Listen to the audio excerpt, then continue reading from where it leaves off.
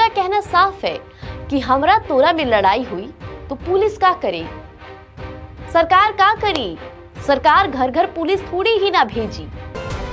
अक्सर हमने कई नेता देखे हैं जो अपनी बेबाक अंदाज के लिए जाने जाते हैं, लेकिन बाहुबली आनंद सिंह की बात ही कुछ अलग है।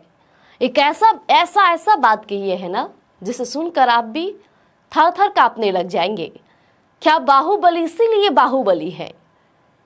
उन्होंने कह दिया है कि अगर बिहार में भगवान भी मुख्यमंत्री बन जाएंगे ना तो यही गोलियां चलती रह जाएगी। कितना बड़ा बयान है, सोचिए क्या कह रहे हैं वो। और इतना ही नहीं, बाहुबली है वो। जिस अंदाज में वो बोलते हैं ना, अच्छों के पसीने छूट जाए, लेकिन सच्चाई वो रखते हैं। ये बात तो किए वो, लेकिन इस बात के पीछे का कारण सुनकर ना शायद आप भी चौंक जाए। देखिए, बिहार की राजनीति में कई नेता आए गए, लेकिन जिसकी मिठास कम और बारूद की गंध ज्यादा सुनाई दे वो है आनंद सिंह। आनंद सिंह देखिए मोकामा में काफी चर्चे में रहते हैं और अब तो पूरे बिहार में उनका एक चर्चा का केंद्र बना है। सीधे तौर पे बातचीत करते हैं कि आखिर क्यों ऐसा बोले।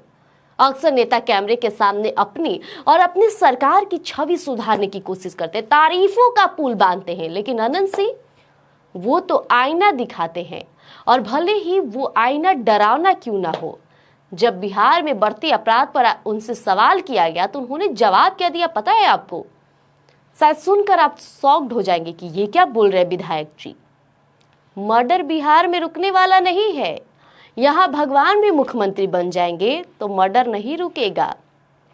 अब आप इसे उनकी बेबाकी समझिए या सिस्टम की लाचारी, ये आपकी मर्जी। लेकिन आनंद सिंह का तर्क बड़ा सीधा है। वो कहते हैं ना कि ये सब आपसी दुश्मनी है।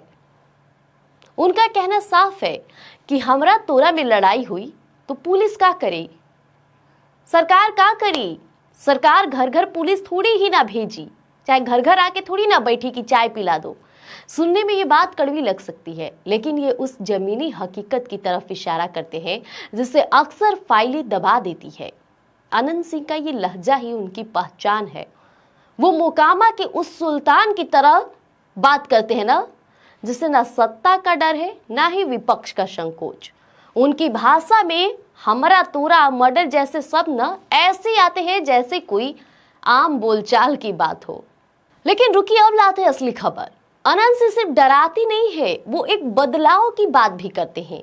उनका दावा है कि बिहार अब बदल गया है, लेकिन ये बदलाव किसी सुशासन की वजह से नहीं बल्कि खौफ की वजह से है, डर की वजह से है। उनका एक और बयान सोचिए, अपराध के ग्राफ को नापने का ये कैसा पैमाना है।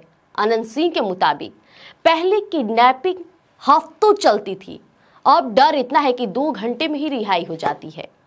ये बयान ना अपने आप में एक विरोधाभास है।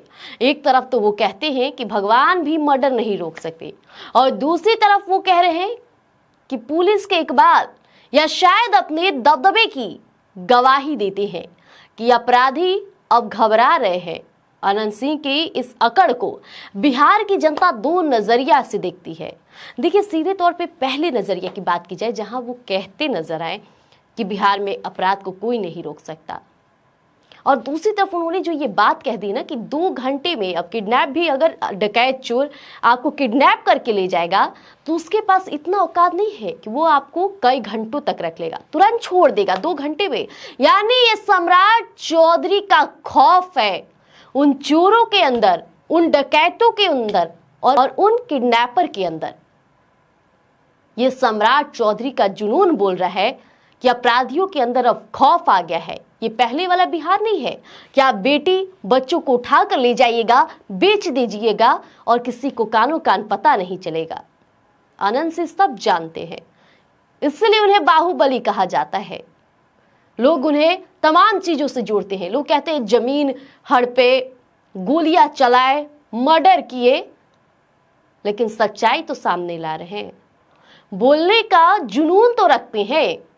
अब इन दोनों पहलुओं को आप किस नजरिए से देख रहे हैं, कमेंट में जरूर बताइएगा। बने रहिएगा स्वराज पोस्ट पर, क्योंकि लेकर आएंगे अंदरूनी खबर आपके लिए यूं ही। धन्यवाद।